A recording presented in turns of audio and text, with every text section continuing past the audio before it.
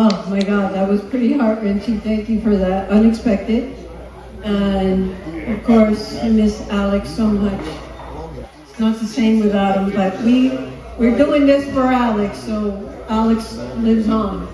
Now, coming up, this is the pleasure of having my buddy here, mi amigo, Johnny Patilla. Oh. Well, on that note, I want to say thanks everybody who's going to be watching this. And I have a new Carl's Corner for 2025. And all the way from New York, when I was in uh, the New York area back in September, I met these great people there, and also in Queens, New York, Jackie Nunez, who runs a lot of music and everything in New York. So welcome to my podcast. I'm glad you want to be on. Well, thank you for having me. This is quite an honor. And I watched your previous one with our amigo Johnny Patillo. Isn't he such a wonderful guy? I mean, I've been blessed to know him and people in the industry. And I don't know, I really enjoy what I do. And I'm glad you're doing this now. Now you're interviewing people. This is pretty cool. Yeah, I didn't realize what I wanted to do and where when I started doing this about a year ago. And I met a lot of interesting people, but I figured, who am I going to interview when I get started? Because look, I'm a guy in his early 70s, and people are saying to me, why are you going to do anything like that? But I enjoy it. And so I knew John from back in the Atlantic City days in the late 90s. And we've communicated recently and about him having a YouTube page. And then I gave him the idea of maybe starting his YouTube page. And then when he was up in New York and New Jersey, I figured back in September, I go up there and meet some people. And this is how I got to meet you and a lot of other great people. So tell me about your background, how you got involved with music, and a little bit about and what you're looking to do. Well, that goes way back, but actually, I pretty much started around like 12 years old. My dad used to throw dances in churches and stuff, a lot of shows. And we'd get bands from Puerto Rico, from basically all over, and they were Latin dances. It's funny though, there were oldie dances at the church as well. And the thing was that I used to negotiate the contracts for my father, and I would get the bands after they'd sign up and everything, negotiate a deal with them, and they perform. And we used to pretty much pack the house. At least 300 to 500 people would attend. I mean, it was amazing. But and then we did this for a couple of years, and then after I left the house, I got into the recording industry. I worked in two major recording studios. Back things were analog then, and then from analog to digital. But from two major recording studios, I also worked with the record labels, again with the contracts. I worked with the top Latin artists, jazz artists. We've recorded the best of them. Um, I've met so many artists and so many people in so many years, that I got to a point where when we had to do professional recordings, I knew the musicians that did studio work. I knew who could play with what band was for recording purposes, and which ones were for only gigs. So being when you're in the industry for a while, you get to know that, you know the people well, you know who works well with who. And I have to say it was quite interesting. And then from there, straight to radio. As you saw that picture you showed before that Johnny Patilla was in, was my partner, Alex Augustine. Alex Augustine did a lot of the oldies. He's the one standing right behind me. And we did a show together called the Goodfellas Rock and Roll Rhythm and Blues Show. And then I went off and did a Latin show called It's a Latin Thing. I also was in ABC with Entertainment Latino. I had a video podcast on 77 WABC, and I worked at Univision, and I now work at another television station. It's called ULFN, and I do the news segment. I do the morning show. I produce and get. I'm a booker for the morning show, and I do some news writing, news editing, and I'm in the control room. And there's my Facebook page. Yes, the reason why I have the Grammy there, and I'm glad you are showing that. The reason why I have that, I am a professional member of the Grammys, of the Recording Academy, and a district advocate. Basically, most of my years being in music, I've represented and fought for the rights of musicians. One pretty known writer that I did a lot fighting for was Billy Dawn Smith. And Billy Dawn Smith is known for the most part, for Johnny Maestro, The Crest, all his hits. He wrote basically all his hits. He wrote for Aretha Franklin, Perry Como, Nat King Cole, The Heartbeats. I mean, the list goes on and on. There's so many, the Platters. Um, like I said, there were so many people that he wrote for, and he'd have over 800 songs. So at some point, back in the day, a lot of the writers didn't get their royalties. A lot of people didn't get their credit. And I kind of devoted myself to fighting for the rights of these musicians, these writers, because the business can be very trivial and the business could be very bad. And I dedicated myself to helping musicians, and here I am. I still do it. Yeah. Now you are in New York, correct? Yes. What part of New York are you? I'm actually in Queens. I work in Brooklyn, but I'm in Howard Beach. So I met you on a Sunday afternoon back in September, and you were doing a promotion, and I think I might have a picture of the promotion of that evening. Hmm. Is that the promotion? The picture of that Yes, it promotion? is. Yes, it Yeah. is. Now, That is a show that I do every month. I've been doing this for about 20 years. Each month, we're doing it for the community and our way of giving back, as well as trying to keep the music alive. Because, as time goes on, this music is dwindling, and a lot of people can't afford like major concerts. So these people donate their time, and they come from everywhere. I've even had a group from Spain.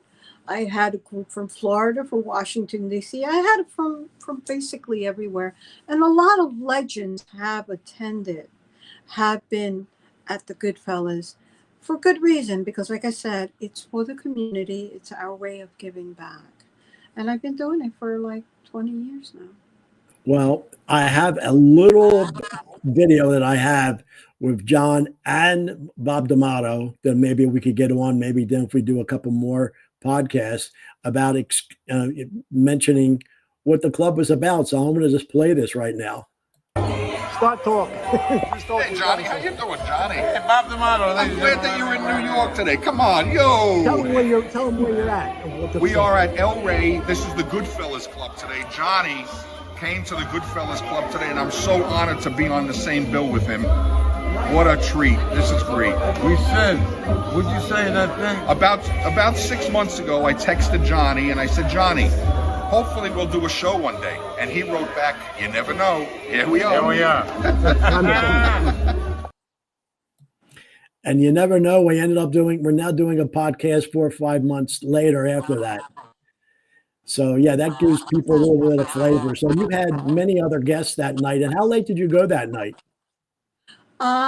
Actually, we didn't go too late. I think maybe about an hour or two after you might have left, but it's for the day, so it's a day thing. But sometimes it can go past 4 or 5 o'clock. But It's pretty much from lunchtime to 4, 5 o'clock. Um, Again, you never know who's going to show up. I've had from well, Billy Dawn Smith when he was alive. I've had Willie Winfield, the Hard Tones. He used to love coming. It was one of his favorite plays. But one time I had so many of these legends and pretty much you could say you'll never see all of them in the same room. But that's my buddy there. He's also on Remember Then Radio too, Ken Kojak. He has a show on Tuesday nights, I believe, at 8 p.m. Mine is on Sunday nights at 7 p.m. His is on Tuesdays. Yeah, that's one of our DJs on Remember Then Radio. Well, it's interesting that I met a fella down in Atlantic City, how I ended up meeting Johnny Patillo, a guy by the name of Anthony Santinelli. And he was into all the music from back in the day. And it's a genre. I know I'm about 10 years older than you, but just trying to still keep it alive. I know terrestrial radio doesn't play it anymore. Even some of the uh, other stations out there and actually anything online to try to find it. But you still having live performances there is really fantastic. Now, is there anything outside of New York do you can you promote? Um, no, just basically the tri-state area. Sometimes I may mention about things going on in Europe because I've gone to Spain. I have a name out there as well. I know a lot of the groups out there. Usually, like I'm going in April. There's like a whole weekend concert. In June, usually there's a whole week of festivities in Spain. And these groups come from everywhere, from Germany, from Thailand, from Japan, from the UK, Spain. So they all come from all different places and they're all playing 50s music, doo-wop and 60s as well. So it's brought, and they keep it very much alive. And you're talking about a younger demographic, which is very interesting. I love it because they are keeping the music alive. Well, maybe hopefully with this medium now with the YouTube page and this, maybe you could expand what you're doing from not only what you're doing with radio and all that into this. So, I would like to be a part of that if I could help you out in that regard too, because just getting the message out there is kind of nice. And just this introductory podcast is to let everybody know. And I think, if you're on here, maybe we could develop one for yourself. So, it's kind of nice, enjoy that. Too. I mean, that'd be great. I mean, of course, as you know, I've done the oldies, and I do Latin music as well, and jazz because that's where I came from Latin jazz, Latin jazz, and of course the uh, the oldies or the old rock and roll rhythm and blues. So, what do you have scheduled coming up? I know this is now we're almost in February and going into almost the spring, but what do you have coming up in the next month, couple months? Let anybody who sees this know what's coming on. I have the Goodfellas Doo-Wop Club February 16th because, like I said, I usually do it once a month. I've been doing this for 20 years. Usually, unless it's a holiday, it's the third Sunday of the month. Unless, like I said, there's a holiday, but there'll be a posting. Uh,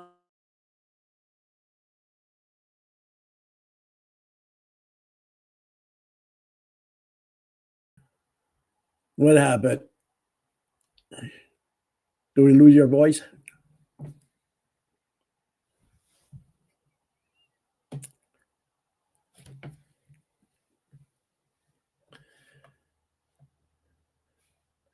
I think we lost Jackie's audio there for a second.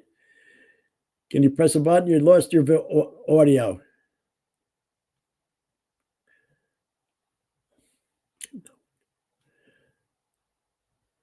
No audio.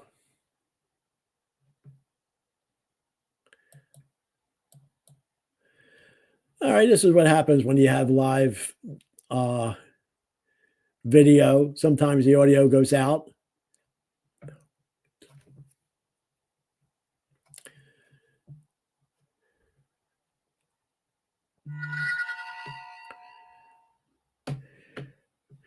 Okay, maybe we'll try to get her back. If not, I really appreciate Jackie for being here, and maybe we could get her on in another time. And what we'll do, let's see, I think she's popping up. Are we back? Yeah, can you hear me? I can hear you now. Oh, We're great. like, we're like that old commercial. Can you hear me now?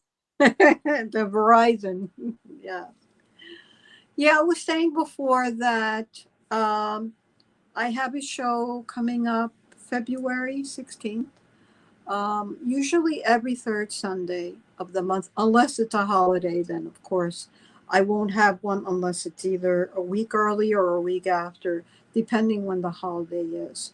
But I always have it posted on Facebook, Instagram, on the social media of when I'm having the next one. Like I said, it's once a month, every month, and I've been doing this for 20 years. See my Facebook page. Yes, I also post a lot of things of the show, the morning show. It's called the AM show where I work at, and I book the guest. I usually have all different type of artists that are being interviewed on the morning show. It's something I help produce and book the artist for. Well, maybe with this new medium, we could maybe book on a podcast like this down the road. So that would be really, really good.